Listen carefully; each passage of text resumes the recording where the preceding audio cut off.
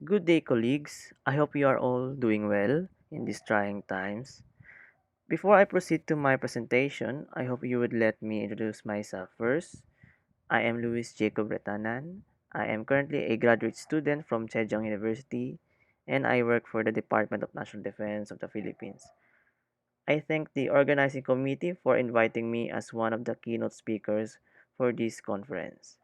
So, my presentation, The End of Security Towards the Sixth Strategic Domain, will explore the security implications of the so called Sixth Strategic Domain, a new domain of warfare where the human mind itself has become a battleground.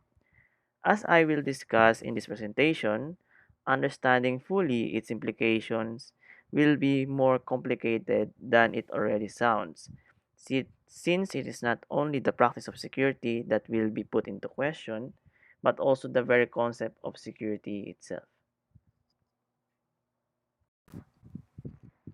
The main objective of this presentation is to be able to show how the mind controlling technologies of this emerging domain of warfare do not only challenge how security is pursued, but also how security is thought of. The aim is to show that the problem they pose in the practice of security is deeply rooted in the problem of conceptualizing security that involves the mind itself. In order to have a sense how the presentation would flow, I have here a brief outline. The first part is about the technological context that drives the emergence of the sixth strategic domain. What technological advancements proved to be crucial in its emergence. The second part discusses the threats neuroweapons have, how such threats render the practice of security impossible.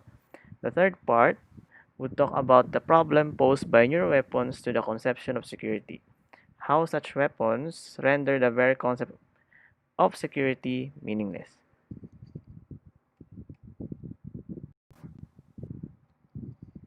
It is undeniable that the present COVID-19 pandemic has brought the world to its knees. However, at the same time, it has created conducive conditions for technological acceleration. The threat of the virus drastically increased the already ever-growing reliance of humanity to technology. This trend could only possibly continue following Ray Kurzweil's law of accelerating returns, which posits that the more a technology becomes beneficial, in a sense capacitating its users to do more things, it will continue to improve.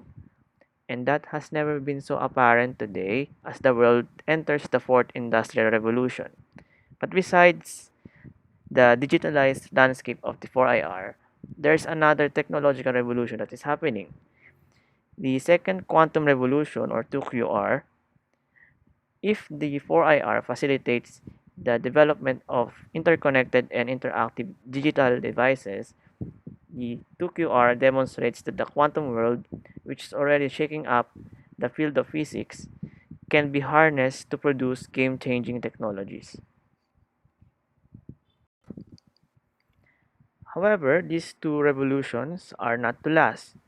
Due to the law of accelerating returns, they are already, as we speak, progressing towards two new technological revolutions, the fifth industrial revolution and the third quantum revolution.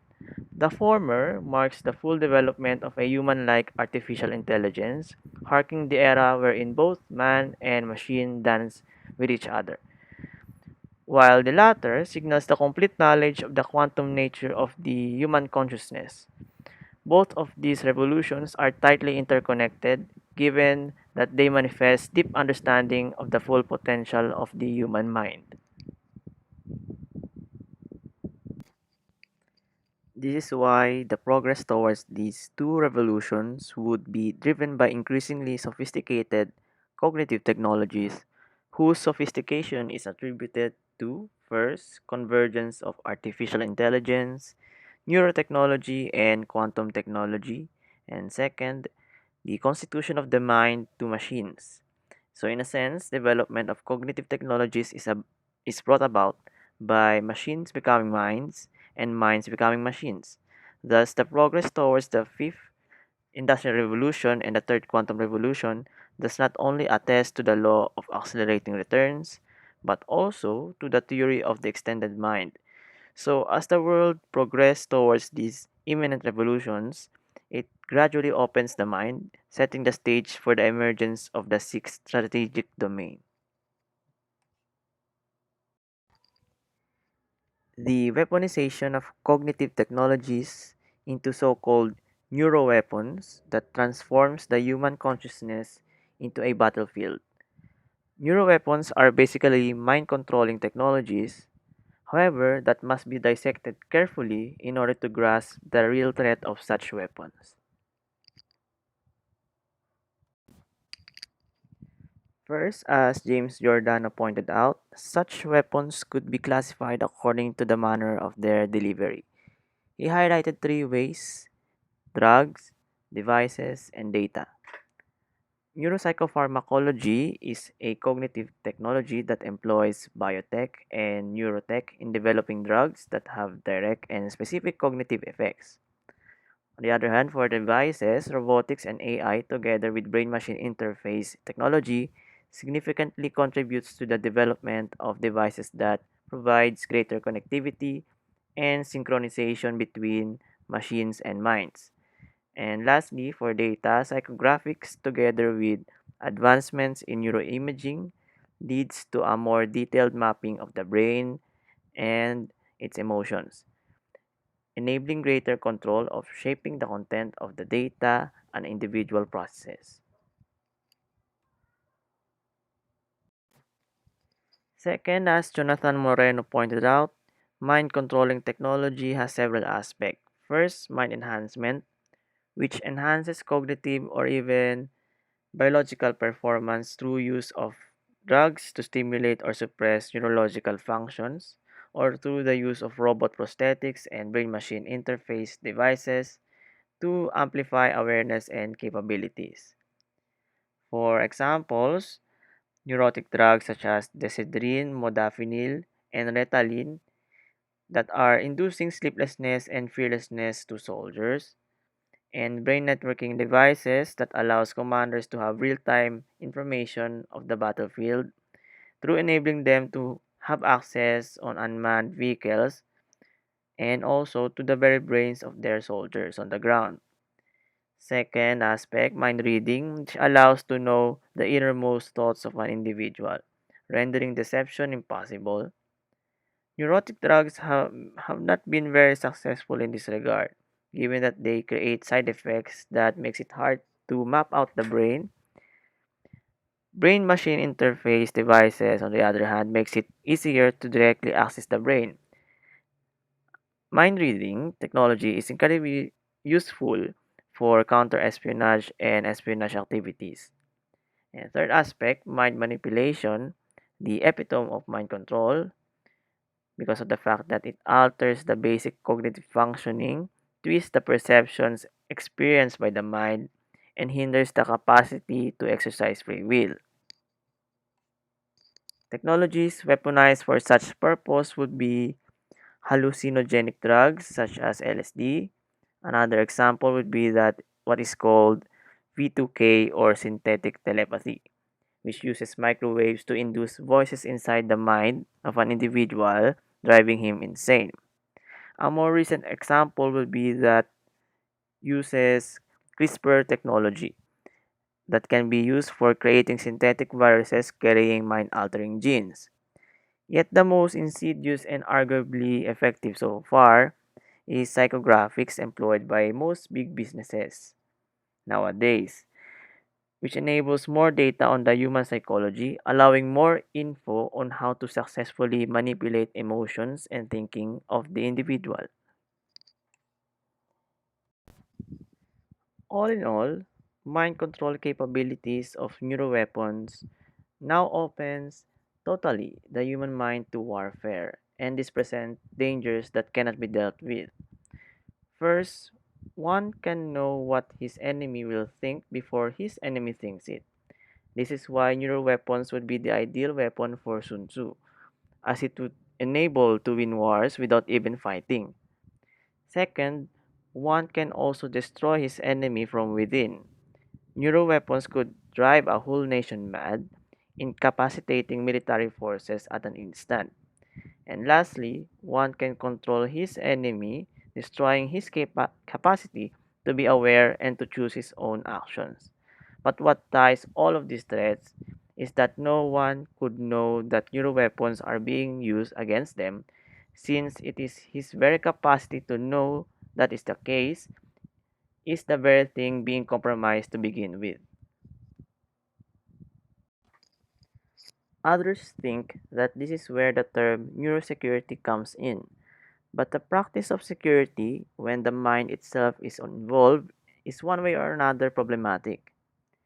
Neurosecurity comes from the protection of neural devices, which is crucial in protecting the cognitive processes and free will of an individual. One could say that neurosecurity is more or less the same with cybersecurity, given that cognitive technologies are built from extended digital technologies. Thus, like cybersecurity, a layered defense could be applied for neurosecurity. But neurosecurity cannot be made similar to cybersecurity because of these 3 points. First point, when neural devices are hacked, then the mind cannot know that is already the case since these devices constitutes the mind itself. Second point, when neural devices are hacked, then it is not only information that is compromised, but the cognitive processes interpreting that information is also compromised.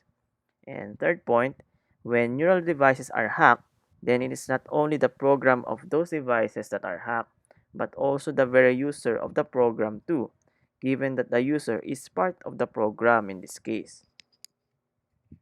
So the problem is one cannot possibly know when his mind is secured or not. The mind has no layers unlike that of a computer network system. Security then does not work in practice in the sixth strategic domain. Security becomes problematic in practice because conceptually it is problematic. It becomes impossible to define what it is to have a secured mind when it is impossible to know when the mind is secured and when it is not. This is because the mind becomes both a subject and object with the threat of neuroweapons. One can grapple with the difficulty of that case with this question. So, how can you say that your mind is secured when the only thing that can tell you that is the case is your own mind? So, in short, it is only the mind that can tell anything meaningful about the mind.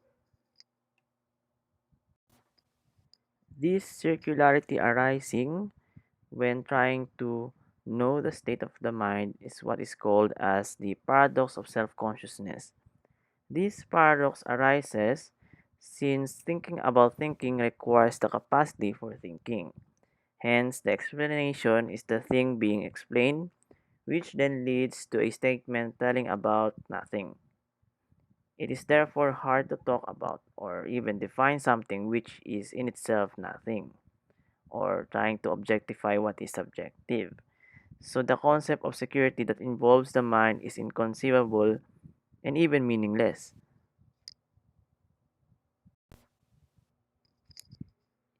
So, in conclusion, it is therefore no exaggeration to say that the emergence of the sixth strategic domain signals the very end of security.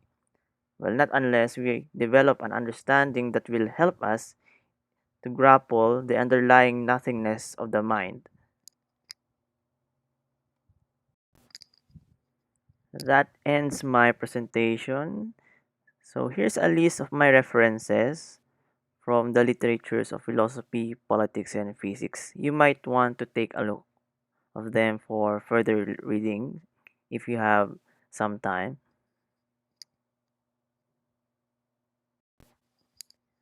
So if you have any further questions regarding my presentation, please feel free to contact me at my email address canonleo_17 at yahoo.com. I will try my very best to answer your queries. So thank you for your attention and take care everyone.